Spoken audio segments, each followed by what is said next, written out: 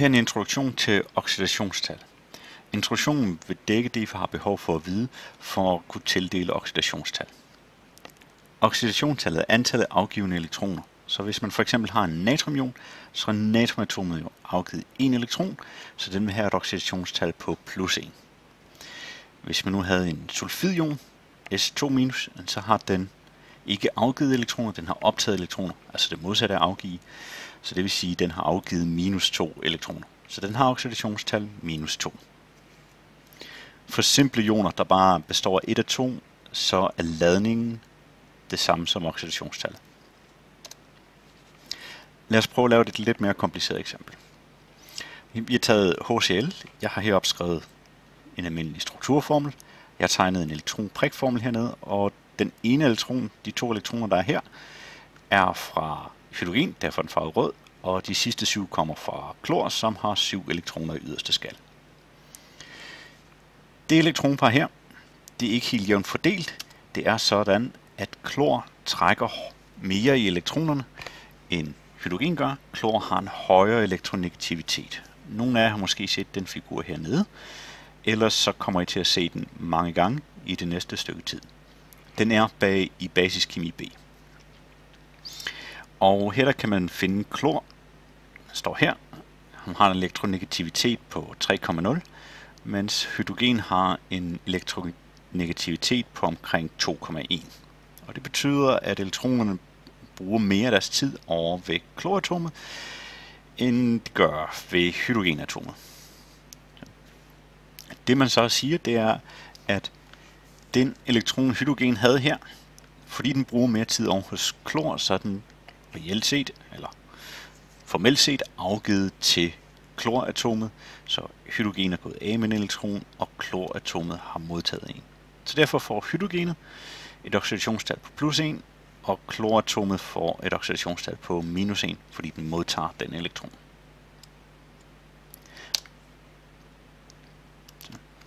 Et andet eksempel kunne være dihydrogen, H2. Der er kun 2 elektroner, en fra hvert hydrogenatom, og hvis man laver den samme tegning, så har vi hydrogen stående her. Og her der bliver elektronerne helt ligeligt fordelt, fordi at det her hydrogen trækker lige så meget i elektronerne som det her hydrogen. Så ingen af de her hydrogenatomer kommer til at afgive nogen elektroner, og derfor bliver oxidationstallet 0 i begge tilfælde.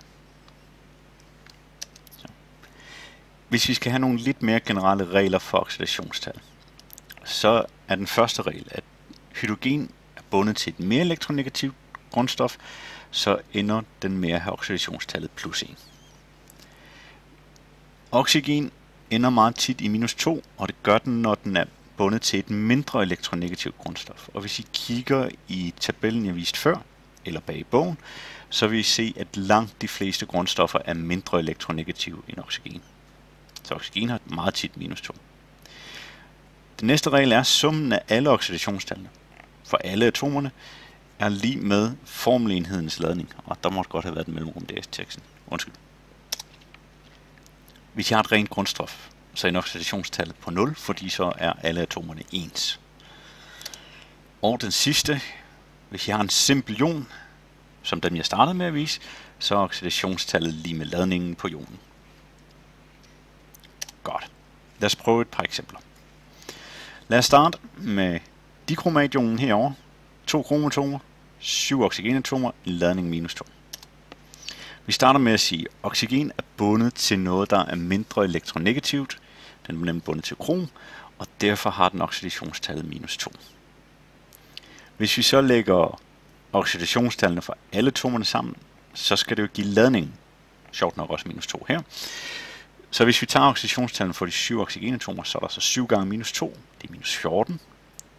Så for at komme fra -14 op til -2, så skal der altså være 12 fordelt på de der 2 kromatomer, så hver kromatom må have 6 i oxidationstal.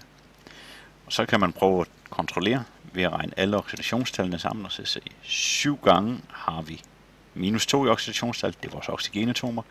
2 gange har vi 6 i oxidationstal. Regner man det ud, så giver det -2, og det var lige netop ladningen.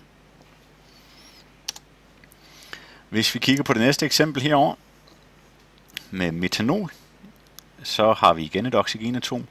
Det ender med at have et oxidationstal på -2. Både hydrogen og carbon er mindre elektronegative. Hvis man kigger på hydrogen, så vil man se, at både carbon og oxygen er mere elektronegativ end hydrogen, og så endte hydrogen på et oxidationstal på +1. Tilsammen skal det give ladningen. Ladningen på den her, den er 0. Så jeg har 4 hydrogenatomer, der giver +4. Jeg har et oxygen, der giver -2. Så for at det kan ende med at give 0, så skal carbon være -2.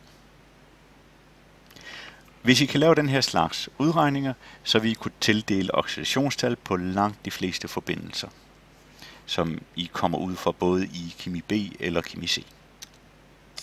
Og her var udregningen for lige at tjekke, at oxidationstallet giver ladningen.